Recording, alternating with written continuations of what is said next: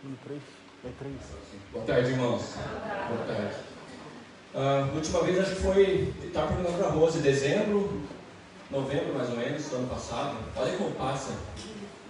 Muito bom estar aqui de novo. A gente estava vindo lembrando de quem vem aqui, né? De quem vinha aqui. A gente lembrou do Herman, da Eliana, o Ivo, a Tati. Quem mais que vinha aqui? Lembramos da Nel. Quem mais? Da Diana. Bastante gente que passou por aqui. A gente já está 9 anos agora. 9 anos. O senhor? Olha. Irmãos.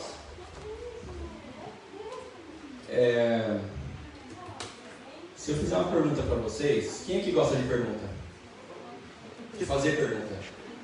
Quem aqui é craque em fazer pergunta?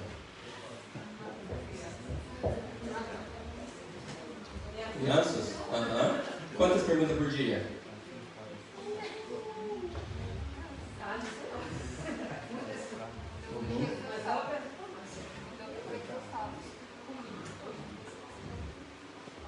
Se você pudesse fazer uma pergunta para Jesus somente, qual que você faria?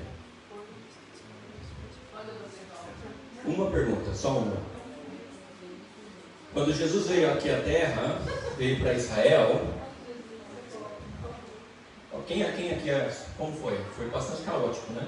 Se ele tivesse vindo para a colônia no tempo de hoje, Jesus Cristo em colônia, fosse para o hospital em colônia e curasse todo mundo, começasse a multiplicar alimentos no mercado, cuidar da saúde espiritual das pessoas, será que ele ficaria famoso em colônia? Não demoraria muito, né? Alguns, até por isso que eu acho que Jesus só ficou 3 anos. Ele era humano? 100% humano. Ele se cansava? Se cansava, claro. Quando ele entra no barco para atravessar do outro lado, o que ele faz? Ele capota, ele dorme, ele não aguenta. Ele tinha que recarregar as energias, ele é 100% humano. E 100% Deus, claro. E nesse caso, quando tinha vezes que ele tinha que pular para o barco, para quê? Para conseguir falar para o povo. Porque eles apertavam tanto ele, que ele não conseguia mais falar com o povo. Se ele viesse então em colônia, será que você, Fernanda, teria a chance de fazer uma pergunta para Jesus? Difícil, né? E se você tivesse uma chance? Difícil, né? Eu tentei fazer exercício em casa. Que pergunta que eu faria para Jesus? Uma só. Difícil, né?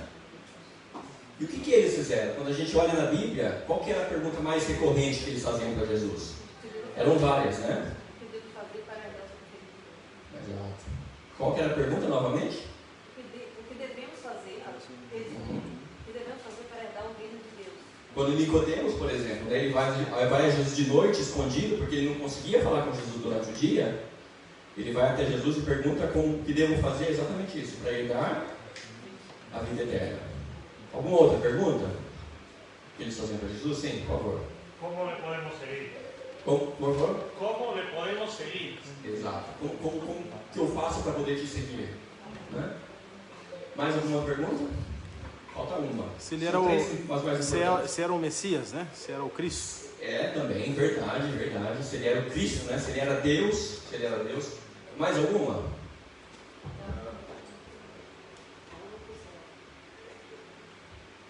Vamos lá, Mateus 24, 3 a 4.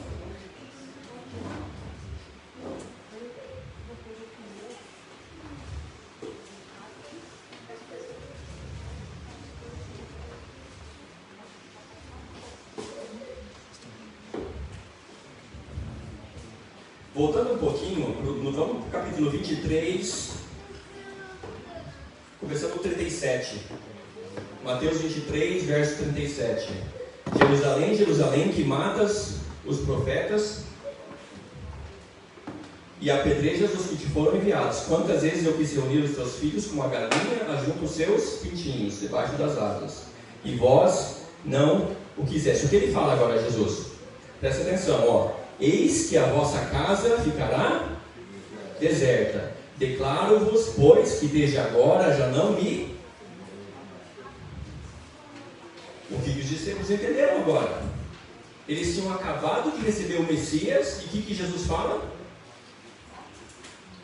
Eis que a vossa casa ficará deserta. Declaro-vos, pois, que desde agora já não me vereis, até que venha dizer, bendito que vem em nome do Senhor. Eles simplesmente não entenderam. Se você, Jesus, veio para restaurar Israel, o Messias prometido, né, durante o Antigo Testamento, e agora você está dizendo que tudo vai ser destruído? E aí eles continuam, né, agora no capítulo 24, verso 1. Tendo Jesus saído do templo, ia se retirando quando se aproximaram dele os seus discípulos para lhes mostrar as construções do templo. E aí eles mostram então o templo para Jesus e falam assim: isso aqui é impossível de cair. Olha o tamanho dessas pedras. Olha a tecnologia que foi usada para poder construir o templo de Jerusalém. E agora você vem dizer para a gente que vai ser destruído? Impossível. Ele, porém, disse o seguinte: o que Jesus fez então? Em verdade vos digo que não ficará aqui pedra sobre pedra que não seja derribada. E Jesus, então, ao longo daquele tempo que ele fica com os discípulos, ele tenta explicar o quê? Que ele tinha vindo para restaurar o qual Israel? O Israel celeste, né? O Éden que tinha sido criado no começo, Adão e Eva. Esse era o plano a ser restaurado, não aquele Israel terrestre que era o símbolo das coisas que estão no céu. E os discípulos, aos poucos, eles vão, de certa forma, entendendo aquilo, e não necessariamente aceitando, mas eles começam a ver, esse que ele está falando é sério. E aí eles perguntam, que é a quarta pergunta. O que eles falam agora no verso 3 ainda, né? No Monte das Oliveiras achava-se Jesus então assentado, quando se aproximaram dele os discípulos em particular e lhe pediram: dize-nos quando sucederão essas coisas, e que sinal haverá da tua vinda e da consumação do século. Qual que era a pergunta então agora? E eles fazem essa pergunta novamente depois, né? Exato. Quando que isso vai acontecer? Quando que vai então acontecer o fim dos tempos, o fim do mundo? Essa é a outra pergunta que eles fizeram para ele. O que está dizendo ali, ó? Provérbios 29, 18. Não havendo profecia, o que está escrito? O povo se corrompe. Será que Deus, através da Bíblia, se preocupava, ou ele se preocupou durante a história em mostrar o que iria acontecer? Sim ou não?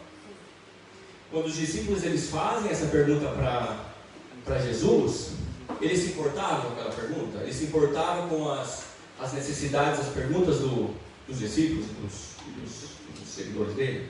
Ou seja, das nossas perguntas, será que eles se importam? Né? Quando estamos então ansiosos em saber o futuro, quando vai acabar tudo isso? O que está escrito ali? Não havendo profecia, o povo se corrompe. Ele entende da importância disso, da importância de se mostrar o que vai acontecer, porque somos o quê? Seres humanos e temos a capacidade de fazer o quê? Que nenhum animal pode fazer: pensar e raciocinar. Então não tem como eu viver nessa terra sem pensar o que vai acontecer no dia de amanhã. Simplesmente impossível para um ser humano não se preocupar com o que vai acontecer para frente. E Jesus sabia disso, e ele colocou durante toda a história que está colocada aqui na Bíblia, né, relatos, profecia, história, para poder preparar o ser humano e para que ele não se corrompa. Isaías 41, 21 e 22. Apressai a vossa demanda, colocai a vossa pergunta. Você pode me perguntar. Diz o Senhor: trazei as vossas firmes razões, diz o rei de Jacó. Tragam e anunciam-nos as coisas que hão de acontecer. Anunciai-nos as coisas passadas, para que atendemos para elas e saibamos. Ali é legal, né? Olha que interessante. E saibamos o quê? O fim delas. E saibamos o fim delas. Ou fazei-nos ouvir as coisas futuras. As coisas futuras. Então, é proibido Ou será que é permitido saber as coisas futuras? Permitido. Deus colocou ou não colocou na Bíblia saber as coisas futuras? Colocou. Por quê? Porque Ele se preocupa com a minha, com a sua dúvida, né? Com a minha e a sua dúvida, com a minha pergunta do dia a dia de como vai ser o futuro. Agora, temos um problema. Aparentemente um problema. Quando eu abro, então, o livro do Apocalipse, será que eu entendo o que está escrito ali? Ele é colocado como um livro o quê? Um livro selado. Bestas, chifres, reinos, mar, vento, anjos, dragão, selos, o que mais? Me ajuda.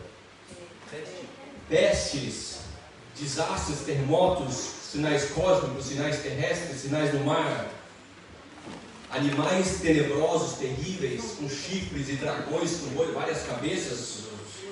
Ué, foi revelado ou não foi? Por que então que a gente vê o Apocalipse como um livro dessa forma que está aqui?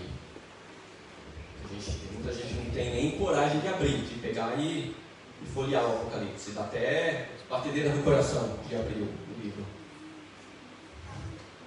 Como que eu entendo agora essa discrepância aparente, né, entre aquele texto que a gente viu agora, né, e isso aqui?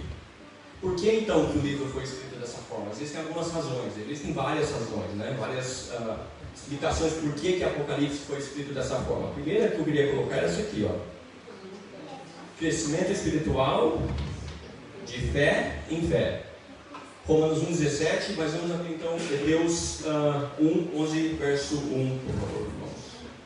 Hebreus 11, todo mundo conhece esse verso, né?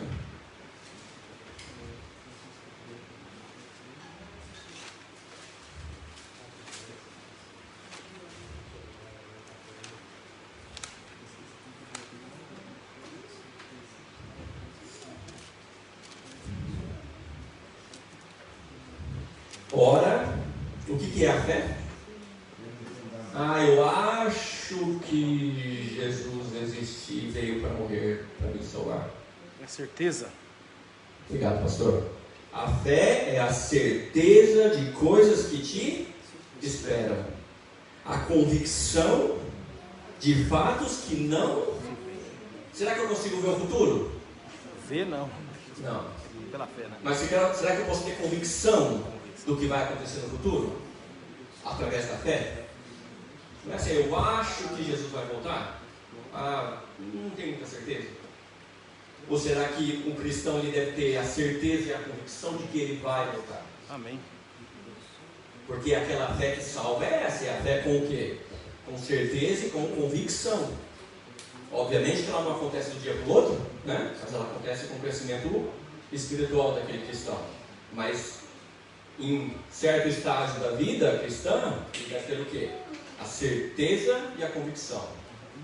Então, por que o Apocalipse é dado dessa forma? Através de símbolos de fé em fé.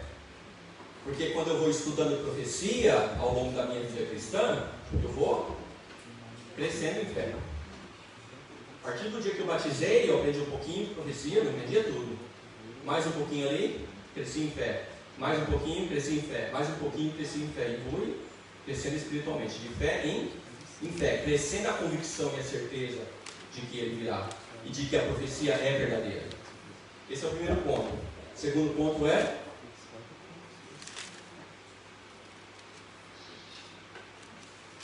estimular o estudo da palavra. Se Deus tivesse falado assim, Jesus, eu voltarei no dia 31 de dezembro de 2057.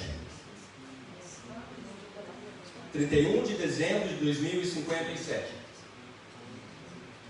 Preciso estudar a palavra? Não, já sei que ele vai voltar nesse dia exatamente. Né?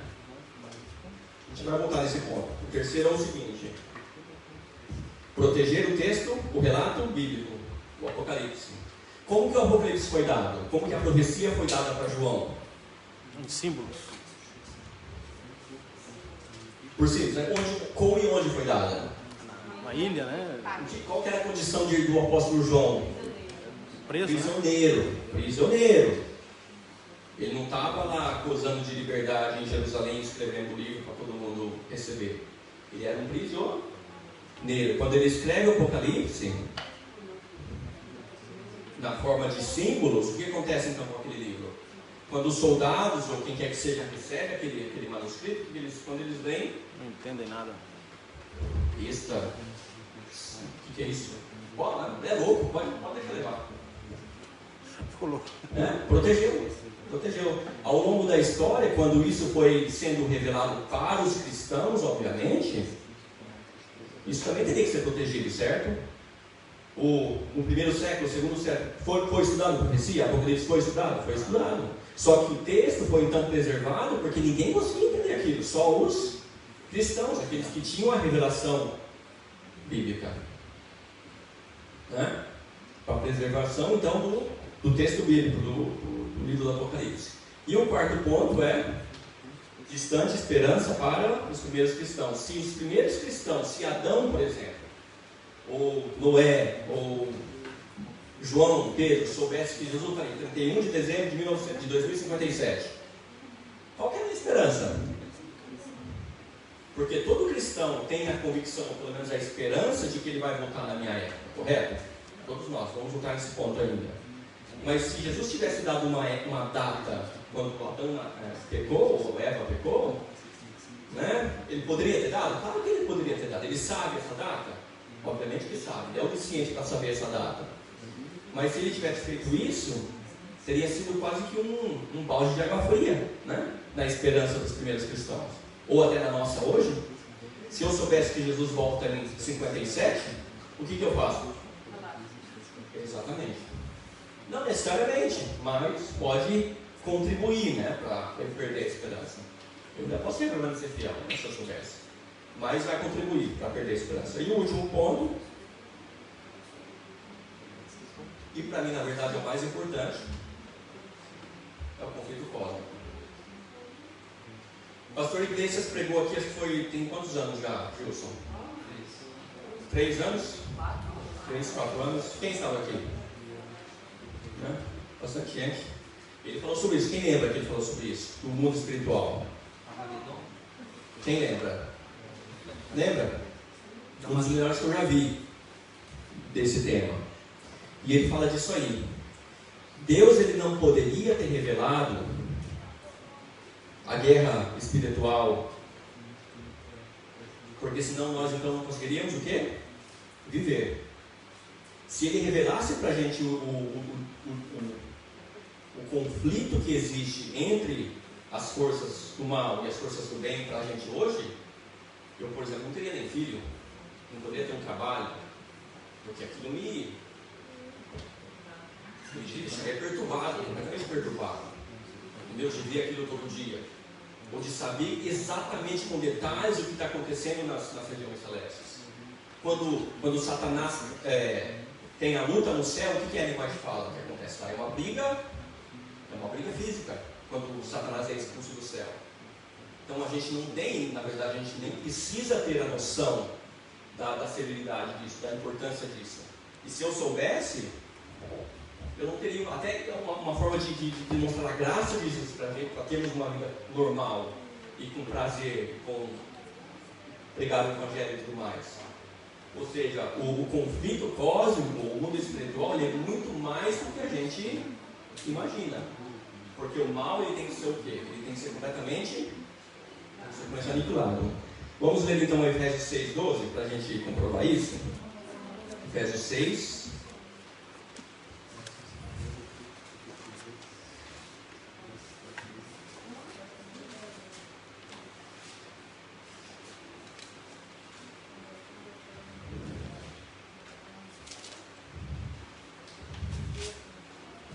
Achou? Efésios 6:12. Porque a nossa luta não é contra o sangue e a carne, sim contra os principados e potestades, contra os dominadores desse mundo tenebroso, contra as forças espirituais do mal, nas regiões celestes. É muito mais sério do que a gente imagina. E na verdade a gente nem precisa saber o quão cego é isso. Cabe a quem controlar e resolver o problema. Cabe a Deus. Cabe só a Deus resolver o problema. Então, se eu acho que Jesus deveria voltar esse ano porque a igreja está terrível, porque está muito ruim lá fora, cheio de doença, não é da minha conta. Não é da minha conta. Porque o conflito cósmico ele é muito maior, infinitamente maior do que a minha pessoa, e do que a sua e do que todo mundo. Então, cabe a Deus então decidir quando que ele vai voltar, e ele só vai voltar quando tiver resolvido o problema. Só quando estiver aniquilado o mal. Quando eu olho então esses 4 pontos, faz mais sentido olhar então para o Apocalipse, correto? Né? Faz mais sentido olhar para o Apocalipse, para Daniel e para as outras profecias, Jeremias, Isaías, e entender a complexidade, por que foi escrito com tanta complexidade. Né? Bom, seguindo em frente, profecia, dom profético, Apocalipse, Daniel, Jeremias, Isaías, vários profetas bíblicos, correto? O que significa então esse dom profético? Romanos 12,6, de modo que tendo diferentes dons, segundo a graça que nos é dada, se é profecia, o que vem agora? Se é profecia, seja ela segundo a medida da minha ou da sua fé. Ou seja, até a profecia que me é dada, ou que é dada por Gilson ou para Elisete, ela é dada segundo a medida da sua fé. Ou seja, o meu relacionamento, ele mede a quantidade de informação que é me dada em relação à profecia. Quanto mais eu me relaciono com Deus, mais ele me revela. Mais ele me revela sobre o futuro, sobre profecia. Então, se eu de certa forma ignoro a Jesus e eu não quero ter um relacionamento com Ele, será que eu devo ter então revelação profética? Muito provavelmente não, porque senão Ele não vai dar. Você não fez por merecer, vamos dizer assim. Ou seja, temos que buscar a Jesus, se relacionar com Ele, e aí então é feita a revelação. E mais um agora, mas a manifestação do Espírito é dada a cada um para o que for. Olha que importante isso, para o que for útil. Será que existe só o tom de profecia? Está lá, né? Porque a um é dada a palavra da sabedoria, a outro, pelo mesmo Espírito, a palavra da ciência, a outra é dada a fé, a outra é dada os dons de curar, a outra operação de maravilhas, e a outra a profecia. Ou seja, nem todos na igreja de Deus terão então o dom de profecia. Tanto no sentido de profetizar, quanto no sentido de interpretar. Será que eu preciso do dom do Espírito para interpretar a profecia? Claro, tanto quanto para profetizar. Né? Mas nem todo mundo. E por que é importante isso? Porque quando eu vou, por exemplo, pregar o Evangelho, eu tenho alguém interessado em aprender sobre a Bíblia. E aí eu gosto tanto de profecia, que agora eu vou querer empurrar Daniel e Apocalipse goela abaixo. Né? Daquela pessoa. Eu posso até começar a fazer isso, só que a partir do momento que eu percebo que a pessoa não está confortável em receber aquilo, eu posso mudar de estratégia. Ou seja, o dom de interpretação profética, de aceitar a profecia, ele não é dado para todo mundo. A minha mãe não suporta escutar 2.300 frases de manhã. Não é para ela. Ela não gosta. Entendeu? O meu pai ele é fissurado em 2.300 em interpretação profética. Então, quando eu vou pregar para o meu irmão, eu tenho que usar a inteligência também, obviamente, de ajuda de Deus, para saber o que aquele irmão está disposto a receber. Né? Não significa que eu não posso ensinar ele sobre Daniel, sobre as 2.300 mensagens de manhã, mas de repente não é aquilo que ele está buscando saber. Não tem tanto interesse. E, obviamente, no contrário, se for alguém que está querendo saber o que vai acontecer no dia de amanhã, aí é a forma de usar então o dom profético, né, e trazer profecia para aquele irmão. No fim ali, mais um só e o mesmo Espírito opera todas as coisas, repartindo particularmente a cada um como quer. Até isso é decisão de Deus, decisão do Espírito Santo. Ele escolhe aquilo que aquilo que você, Fernanda, aquilo que você precisa. Se é dom profético, ou se é o dom de curar, ou se é operação de maravilhas, se é fé, e por aí vai.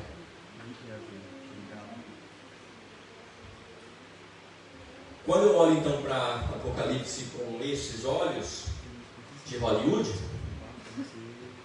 o que acaba, qual que é o impacto que eu tenho então na minha vida? Medo. Desespero, assustador, ansiedade, que Hollywood é praticamente o teatro de quem? O teatro do inimigo. Ele coloca aquilo que ele quer pregar, né? É uma igreja, né? Aquilo que ele prega. Até essa palavra Apocalipse mudou o sentido da palavra. Verdade. Quando fala Apocalipse, quando tá uma bagunça, virou um Apocalipse. Exatamente. Sendo que em inglês é revelação, né? Na Bíblia em inglês está revelação, né? A palavra Apocalipse quer dizer revelação. Revelação, exatamente. Só que se eu focar nisso aqui, eu não vou ter paz, né? E sendo que o centro do Apocalipse é quem? Jesus Cristo. Jesus Cristo. O Cordeiro de Deus, o leão da tribo de Judá, o Rei dos Reis, Jesus Cristo Salvador, aquele que é digno de fazer o quê? De abrir o livro, né? Esse que é o centro do Apocalipse. Amém. Não é um momento de julgamento, onde Deus vai dar a cada um segundo as suas obras? Claro que é, onde vai ser, mas também é onde vai ser feito o quê? A restauração do bem. Esse é o centro do Apocalipse, não aquele que a gente viu anteriormente. E quando eu coloco Jesus Cristo como foco da minha vida no Apocalipse, eu tenho então o quê? Eu tenho paz de espírito. Quando eu vou estudar então profecia, eu não preciso ter mais medo, né? E é por isso que você vê tantos filmes então de Apocalipse, de Hollywood, ETs, destruindo a terra, doenças, né? Vírus, dizimação da humanidade, heróis, né? Que são salvadores, né? Por quê? Mostrando aquela figura anterior, né? Trazendo o medo e a ansiedade para o ser humano. Quando eu vou para Apocalipse agora então, o que está escrito lá no comecinho? Quando eu começo a ler Apocalipse, o que está escrito lá? Revelação, né? Obrigado, revelação de Jesus Cristo, a qual Deus lhe deu para mostrar a seus servos as coisas que deverão em breve acontecer. E no fim, bem-aventurado aquele que lê, bem-aventurado aqueles que ouvem as palavras dessa profecia e guardam as coisas que estão nela escritas, porque o tempo está próximo. É uma figura completamente diferente quando eu começo a ler o Apocalipse e eu interpretação de profecia com esses olhos. Com os olhos então de relacionamento com Jesus Cristo, com os olhos da fé, com os olhos de que Ele então está no controle. Daniel, a mesma coisa, né? Profecias de Daniel. O que a gente, como a gente entende Daniel? Daniel ele é o que? Ele é a chave para desvendar Apocalipse, um livro também profético. Então vamos agora fazer o curso mais rápido da história de interpretação profética de Daniel, em 2 minutos. Muita gente aqui acha que sabe decorar isso aqui.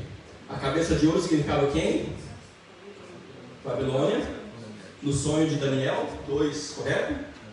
Daniel 7, então, quem que é Babilônia? O leão com asas. Daniel 8 não mostra. Quem que é o próximo agora? Quem que é o próximo na estátua? Medo-persas. Os medo-persas.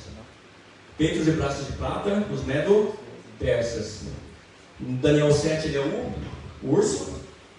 E Daniel 8, o carneiro de 2 chifres. O ventre e as coxas de bronze, quem que é? Que país? Que reino? A Grécia.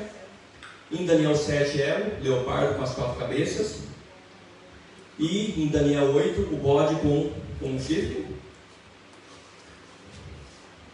As pernas de ferro, quem que é? Roma, Império Romano. E em Daniel 7, então agora entra o animal terrível. E em Daniel 8, então a ponta pequena, que aparece os 4 chifres. E quem que é o último agora? Os pés da estátua. Os pés, que é o reino do ferro e barro, o reino dividido. A pedra, não cortada por mãos humanas, né? Que destrói a estátua, a volta de Jesus. Em Daniel 7, então, temos a ponta pequena, E então, Daniel 8, então, o chifre notado. Já aprendemos profecia em 2 minutos. Curso Express. Curso Express, né? Claro, irmãos, quem nunca viu isso aqui na vida, precisa tomar tempo, oração, instrução, estudo da Bíblia. Mas eu posso dizer que isso aqui é uma das coisas mais espetaculares que existe dentro da Bíblia. Quem concorda comigo? Quem concorda comigo? E o mais espetacular acima de tudo é o quê? Que onde nós, aqui na igreja de Colônia, estamos? Onde no finalzinho da unha. Na unha, caindo da unha, a sujeira da unha. Na sujeirinha da unha. A sujeirinha da unha caindo. Perto disso aqui. Muito, muito perto disso aqui. A gente poderia ficar, sei lá, mais 1 hora aqui, só nessa tabela.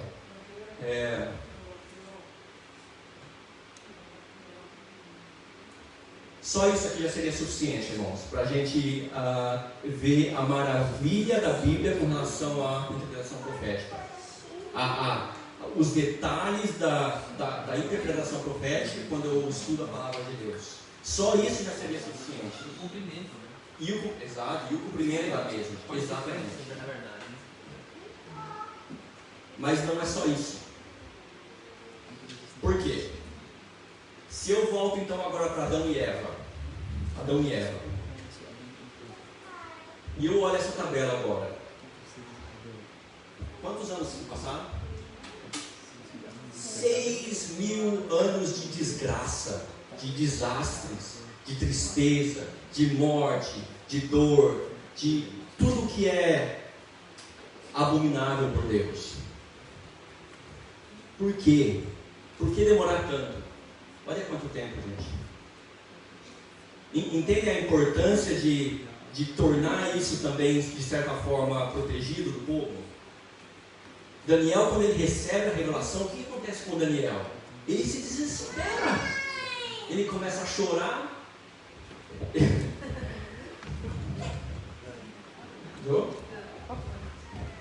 A mamãe já vem aqui, ó.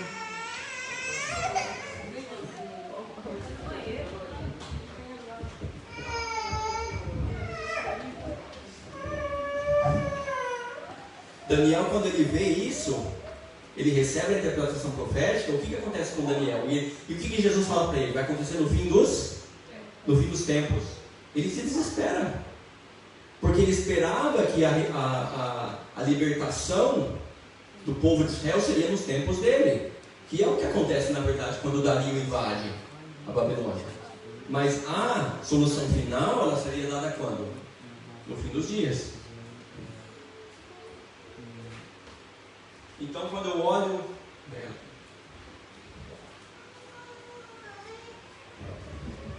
então agora a escala do tempo nessa tabela, é de certa forma assustador. Mas por que na verdade então Deus ele atuou dessa forma durante a história bíblica?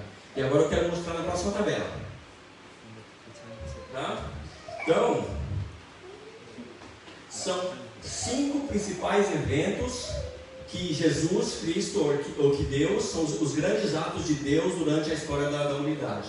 Vamos ver se vocês lembram agora do primeiro, após o pecado, tá? São 5 grandes atos de Deus durante a história da humanidade. Quando que foi o primeiro grande ato após o pecado? Tem a dica lá, tem a adoração, profetizado por, cumprimento por qual profeta, elementos de atraso ou de graça, e qual era o povo de Deus? Quem foi o primeiro? São os grandes atos Noé. de Deus. Obrigado, pastor Pedro. Dilúvio. Foi o primeiro grande ato. Duração 120 anos e acontece em 2348, mais ou menos, né? Profetizado por quem? Por Enoque, depois vocês podem procurar, e também, obviamente, por Noé. Interessante é que o próprio nome Metusalém, ele significa o quê? Quem sabe? Alguém lembra o que significa o nome Metusalém?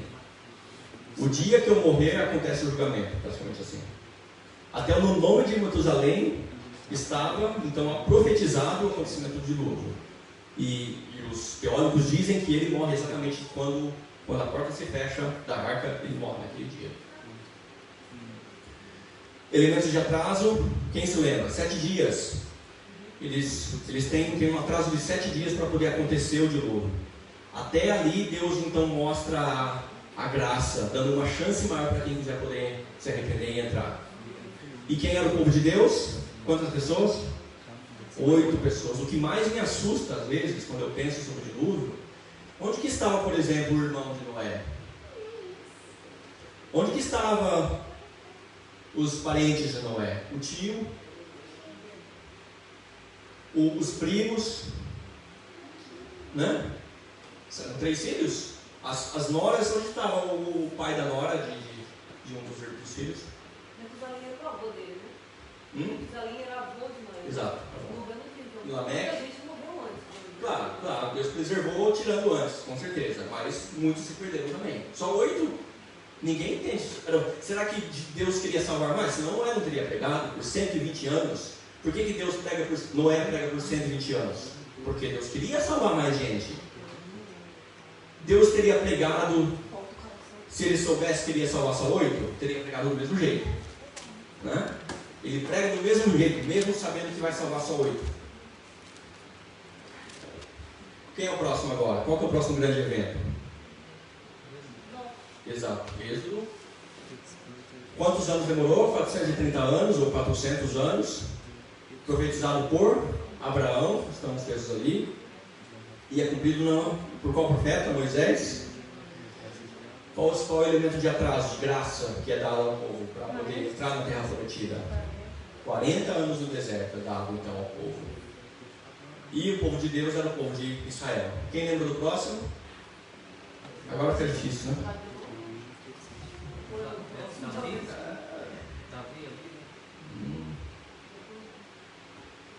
O que acontece com o povo de Israel? Exílio? Assírio? Retorno do exílio. O de Babilônia. É verdade, desculpa, verdade. Duração, 70 anos, né?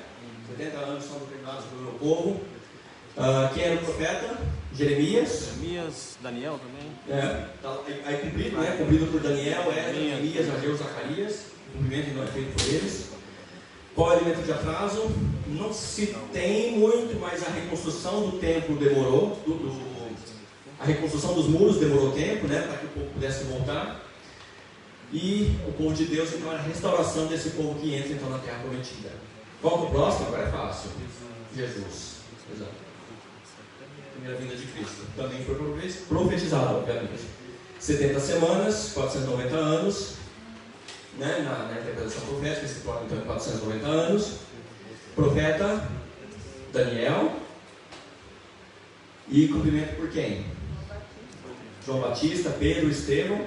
Ou seja, nas 3 semanas e meia, né? Jesus morre, então é dado 3 semanas e meia até Estevão, né? Que é então o período de graça que é dado para o povo judeu. E o povo de Deus se torna então quem? A partir desse momento, a partir de Estevão, então o evangelho vai para quem? Para os gentios, então se torna a igreja de Deus, né? A igreja cristã, E o próximo, agora o último que a gente espera, segunda vinda de Cristo, 2.300 tardes e manhãs, profecia de Daniel, profetizado por Daniel, cumprimento por quem? William Foy, né? Começa por William Foy, ele rejeita, então parte então, para Ellen White, o dom profético, e o elemento de atraso, importantíssimo para a gente. Desde quando então está pronto? Desde 1844. Jesus pode voltar a qualquer momento, a partir de 1844. Ou seja, o tempo necessário até que a batalha cósmica esteja ganha. E então, qual que é o povo de Deus e o adventismo? Ou seja, biblicamente falando, estava aqui, né? Até pela estátua que a gente viu anteriormente. Voltando na pergunta minha anteriormente, quando eu olho para a estátua e eu vejo esse período de 6.000 anos da história do mundo, será que eu entendo agora quando eu olho para essa tabela? O que significa essa demora, esse atraso? Misericórdia divina. Ele vai esperar até o último segundo, milissegundo, para poder mostrar o quê? Que Deus é amor e Deus é justiça. Quanto tempo ele precisar, ele vai usar para demonstrar para o universo inteiro que ele é amor e que ele é justiça. E o interessante, Jesus poderia ter voltado, né, na primeira vez, depois de Adão e Eva. Poderia ter vindo e morrido por Adão e Eva. Por que ele não faz isso então? Porque ele espera tanto tempo para poder mostrar para o universo. Nós somos o quê? Um espetáculo, obrigado. Um espetáculo para o universo, né? E não só uma vez, 2 vezes, 3 vezes, 4 vezes, 5 vezes, para mostrar para o universo que ele faz de tudo para salvar a raça humana. Eu tenho a impressão que Deus na Bíblia conta a história várias vezes para você ver. Mesma história. Exatamente.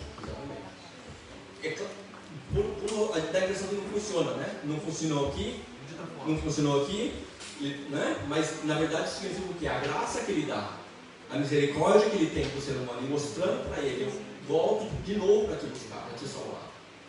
Obviamente, isso tem que ter um fim, né?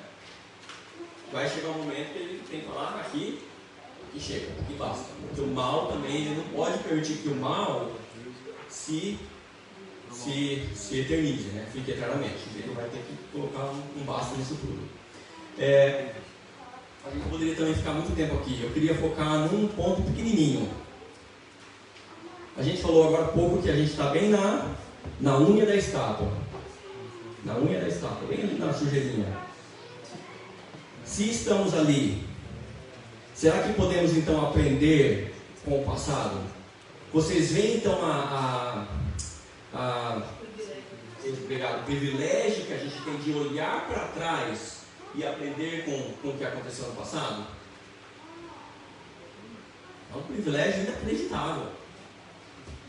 E vamos ser cobrados desse privilégio, viu? Por sinal, vamos ser cobrados desse privilégio que temos, de olhar para trás e podermos aprender com a história, com o que aconteceu anteriormente. Então eu queria focar aqui, ó, nos 40 anos no deserto.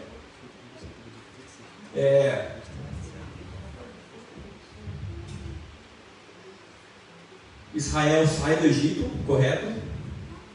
Eles são libertos da escravidão, do pecado dos egípcios. Eles chegam até a porta de Jericó. Então o que acontece? O que falta para Israel que eles não conseguem entrar em Canaã? Em coisa de 2 semanas, né? 2, 3 semanas eles atravessam o deserto e chegam no Jordão. Cidade de O Ai. que falta para Israel? Cidade de Ai, né? Tem a cidade de Ai que... Exato, mas quando os espias entram... A fé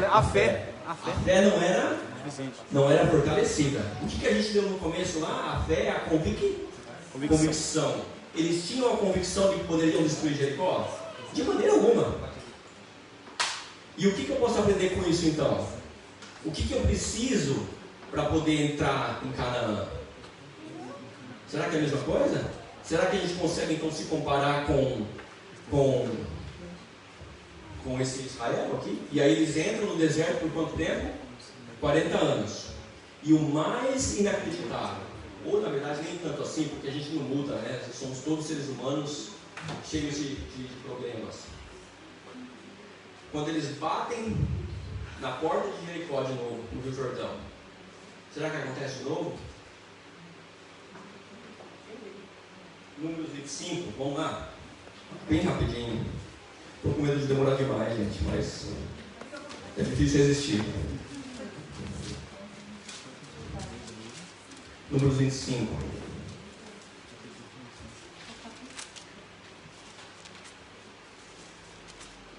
Então ali do lado. Começando no verso 1. Habitando Israel em... Todo mundo achou? Números 25.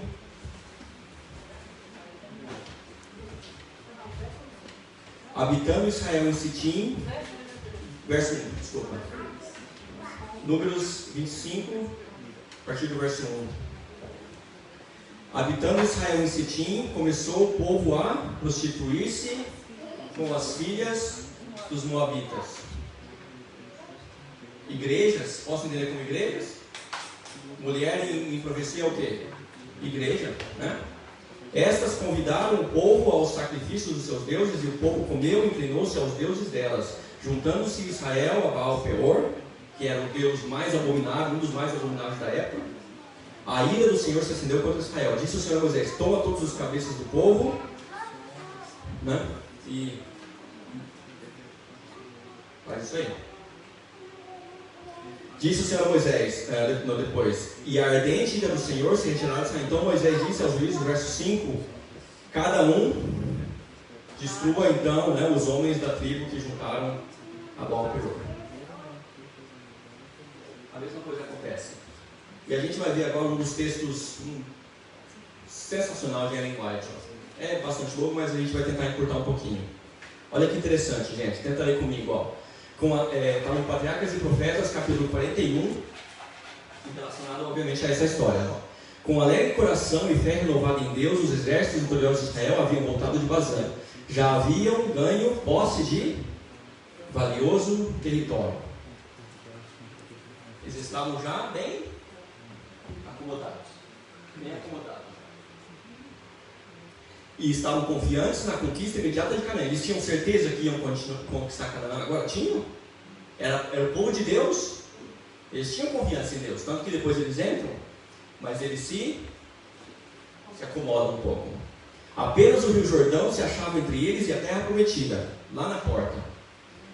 Do outro lado do rio, precisamente, havia uma fértil planície coberta de verdor, regada de torrentes oriundas de copias das fontes, palmeiras luxurantes. Na extremidade ocidental da planície erguiam-se as torres e palácios de Jericó, tão abrigada em seus bosques de palmeiras que era chamada a cidade das palmeiras. Espetacular. Nem se comparavam com o que eles tinham no Egito, com o que eles tiveram há 40 anos, por 40 anos no deserto. Aqui era o quê? Era o paraíso para eles. Tanto que eles se acomodam. Do lado oriental do Jordão, entre o rio e o elevado planalto que estiveram a atravessar, havia também uma planície com vários quilômetros de largura e que se estendia a alguma distância ao longo do rio. Este vale abrigado tinha o clima dos trópicos. Ali florescia o cetim, a acácia, dando à planície o nome de Vale de Cetim. Foi ali que os israelitas se acamparam, e nos bosques de acácia, ao lado do rio, encontraram um agradável retiro. Antes de entrar onde? Na terra prometida. Encontravam um agradável retiro, mas por entre aquele atrativo ambiente, encontraram o mal mais cruel do que os poderosos exércitos de homens armados e animais ferozes do deserto.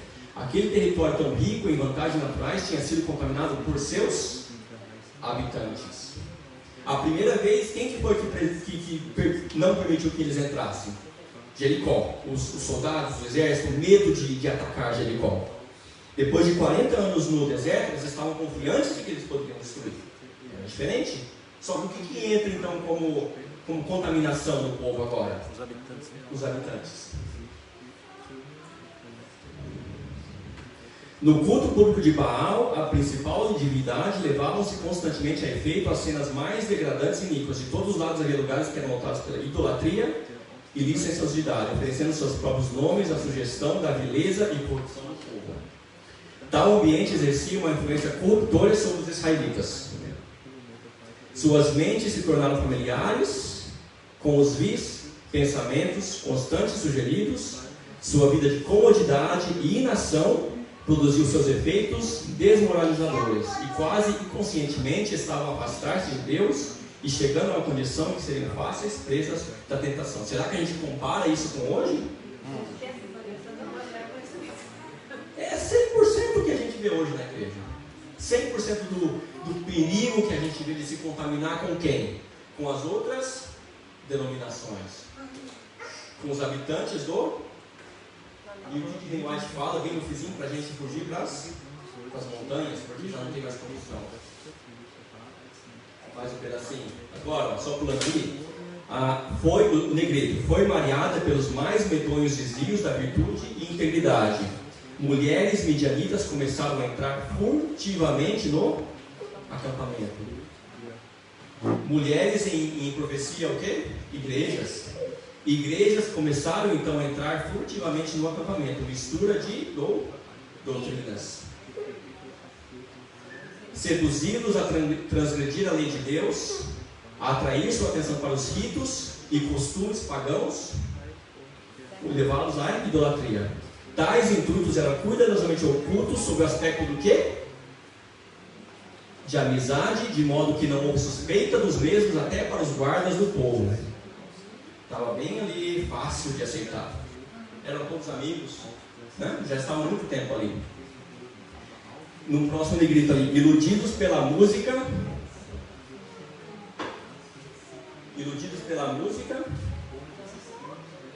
e dança, e seduzidos pela beleza das vestais gentílicas, romperam sua fidelidade para com Jeová. Acontece hoje, será? Derribou as barreiras do domínio próprio. A paixão teve pleno domínio, e havendo contaminado a consciência pela depravação, foram persuadidos a curvar-se aos ídolos. E o mais triste agora: aqueles que teriam conquistado seus inimigos na batalha foram vencidos pelos ardis das mulheres gentílicas. Os príncipes e principais homens estavam entre os primeiros a transgredir. E eram tantos ocupados entre o povo que a apostasia se tornou nacional. Juntou-se, pois, Israel a Baal Peor.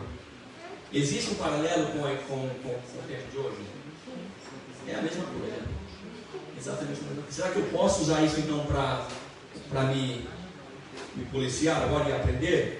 Será que eu consigo então aprender o que acontece? O que aconteceu no passado? Não só o que aconteceu, o que vem acontecendo na história, porque Satanás vai mudando suas estratégias. Passa um tempo e tenta isso.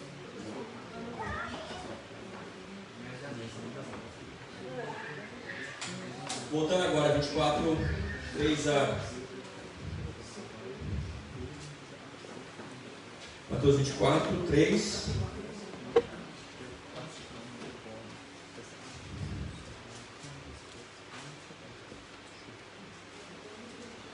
A gente já leu o 3, vamos continuar então. A partir do 4. Quando Jesus então pergunta quando os discípulos então perguntam para Jesus o que vai acontecer no fim do tempo, o que eles falam?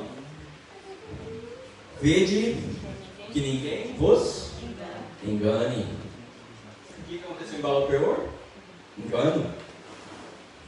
Furtivo engano, não é aquele engano crasso que acontece na cara. É um engano muito bem sutil, muito bem elaborado, quase que você não percebe.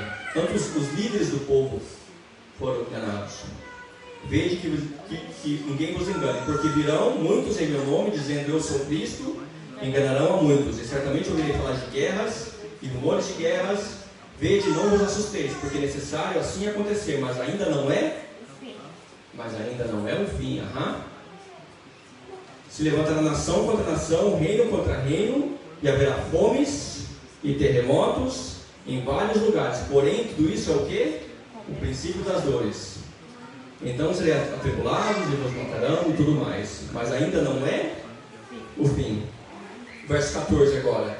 E será pregado esse evangelho do reino por todo o mundo, para testemunha a todas as nações. Então virá o fim. Amém. Amém.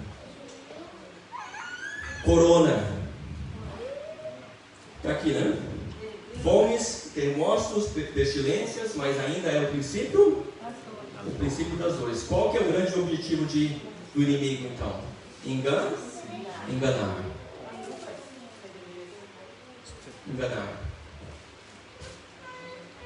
Ainda não é o fim. Princípio das dores.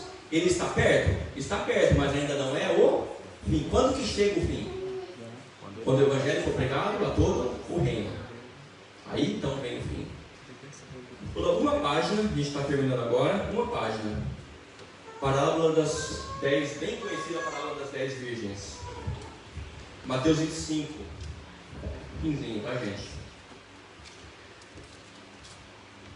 Então o reino do céu será semelhante a 10 virgens que, tomando as suas lâmpadas, saíram a encontrar-se com o noivo. 5 delas eram nécias e 5 prudentes. 5 eram nécias e 5 prudentes. Quantas estavam esperando o noivo? As 10. As loucas e as prudentes. Quantas estavam dentro da igreja? As loucas e as prudentes. A igreja de Deus, esperando o noivo. Tinham 5, metade loucos e metade prudentes. E tardando o noivo, foram todas tomadas de sono e adormeceram. Quantas adormeceram? Só as prudentes? Só as nécias?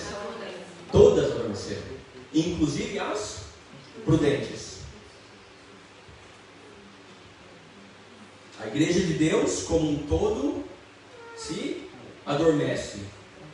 Porque o rei não vem. O rei está demorando. Mas à meia-noite, verso 6, ouviu-se um grito: eis o noivo, saiu ao seu encontro. Então se levantaram todas aquelas virgens e prepararam as suas lâmpadas. E as nécias disseram às prudentes: dai-nos do vosso azeite, porque as nossas lâmpadas estão se apagando. Mas as prudentes responderam, verso 9: não, para que não nos falte a nós e a vós outros. Ide antes aos que vendem e comprai. E saindo elas para comprar, chegou o noivo, e as que estavam apercebidas entraram com ele para as bodas, e fechou-se a porta. Mais tarde chegaram as virgens nécias, clamando: Senhor, Senhor, abre-nos a porta. Mas ele respondeu: em verdade vos digo que não vos conheço. Vigiai, pois, porque não sabeis o dia e nem a hora. As prudentes, elas tinham o quê? A lâmpada e o azeite. As nécias tinham o quê? Só a lâmpada. O que é a lâmpada na Bíblia? A Bíblia. Eu ficar com a Bíblia aqui embaixo do braço, ou na minha estante, ou dentro da mochila, ou guardar em algum lugar, ela não vai me salvar. É o que acontece na igreja hoje? É o que acontece comigo e com todos? Temos a Bíblia aqui, mas não. O que falta? O que tinham as prudentes? O Espírito, o óleo, o Espírito Santo, o azeite de Deus, o óleo. E como que eu consigo então encher a minha botija de azeite? Para que eu tenha a Bíblia, porque se eu não tenho o Espírito Santo, eu consigo entender profecia? Não. Eu consigo saber o dia e a hora que ele vem? Se está perto ou não? Não. Então eu preciso da Bíblia e do Espírito. E o Espírito Santo vem como? Como que é dado então o Espírito Santo? Exato, mas o que eu tenho que fazer? Qual que é a minha atitude então? Exatamente, comunhão com Deus. Buscar isso aqui todo dia. Uma vez por mês? Uma vez por ano? Só no batismo? E aí já recebeu o Espírito Santo? Importante aqui também, elas chegam para as prudentes, dá-nos do azeite. Vai, agora você se vira. Por quê? Porque a salvação é o quê? Ela é individual. O catolicismo fala o quê? Por exemplo, que a salvação é o quê? Coletiva? Né? O santo que tem, ele fez tanta coisa boa durante a vida, que ele reparte a sua boas obras como serve como salvação para os outros. Então os méritos do santo é usado para a salvação daquele que não foi santo. Só que a parábola diz o quê? Completamente diferente. Me dá-nos do azeite. Não, agora é tarde demais. Agora é tarde demais. E o assustador, irmãos, é que todas elas estavam dentro da... Todas elas estavam dentro da igreja. O povo de Israel era o povo de Deus? Todos eles estavam na porta de Canaã. Só que muitos não tinham o azeite. Não tinham o azeite. Então, por exemplo, hoje, quando eu escuto e quando eu vejo lá fora que corona, guerras, os Estados Unidos se alinhando com a besta de Apocalipse e tudo mais. Jesus está perto, irmãos? Está muito, muito perto. E se ele não vier? E se demorar mais 50 anos? E se demorar mais 100 anos? Será que poderia de repente demorar mais 100 anos? Poderia.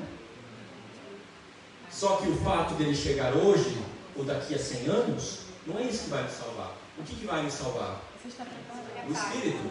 Como a gente acabou de ver, o Espírito. Eu ter a A lâmpada e o azeite. Porque se ele demorar, se o noivo demorar, e ele demora, ele está demorando, como a gente tem visto, eu tenho o suficiente para poder não me decepcionar, né?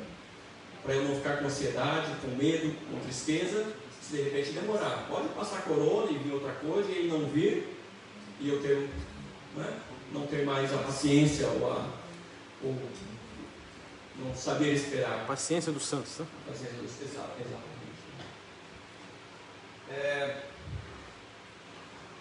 Olha só como a gente está pertinho, né? Não precisa acontecer mais nada. A gente já passou disso aqui. A gente já está quase 200 anos depois de começar o juízo investigativo.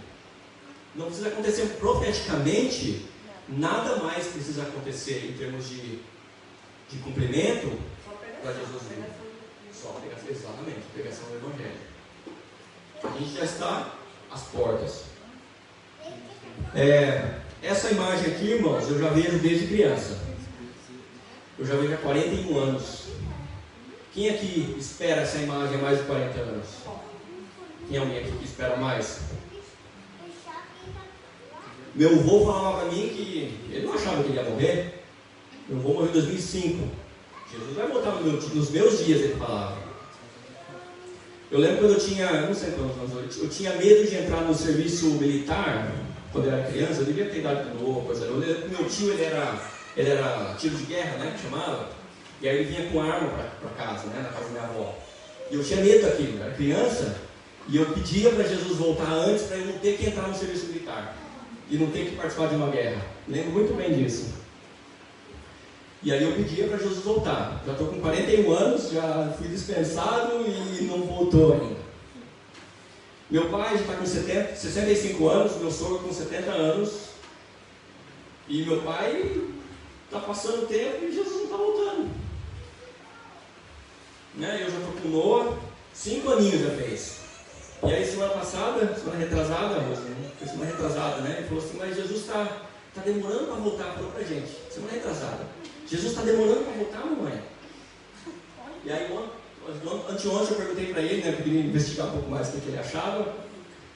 Quando que você quer que volte? Eu quero que volte hoje.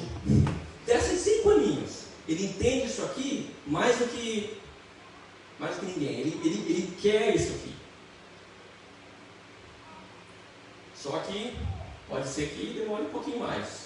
Ou pode ser que chegue hoje. Posso sair aqui na rua e acontecer algum problema e chegar para mim hoje. O importante, irmãos, é termos então o azeite. Temos o azeite. Novamente, porque não temos que lutar contra. A briga é feia. A briga é muito feia. Então temos que levar isso muito a sério. Buscar a Ele como buscamos o ouro, a pedra preciosa. Tem que ser a melhor e a mais importante coisa da minha e da sua vida. Amém. Buscar o Espírito Santo, o óleo, o azeite, porque senão não estaremos preparados. Esse é o meu desejo para mim e para todos vocês. Amém. Termina. Orar. Vamos colocar aí. Vamos levantar oração. Querido Pai que está nos céus, é difícil ver que está demorando e queremos que tudo se resolva tão rápido e Tu voltes para levar para casa, nos levar para casa, mas é importante entendermos e aprendermos que precisamos do Teu Espírito, Pai, que Tu possas derramar para cada um de nós, para a Tua igreja, uma porção dobrada, triplicada do Seu Espírito, Pai, para que possamos nos relacionar contigo, aprender a Te amar cada dia e aprendermos a ter a Ti como aquilo que é mais importante, aquilo que é mais precioso que possamos imaginar na história desse mundo, Senhor. Ensina-nos a termos a Ti, ensina-nos a pregar o Teu Evangelho, Senhor, para que Tu possas voltar. Em nome de Jesus, Cristo Salvador, te pedimos. Amém.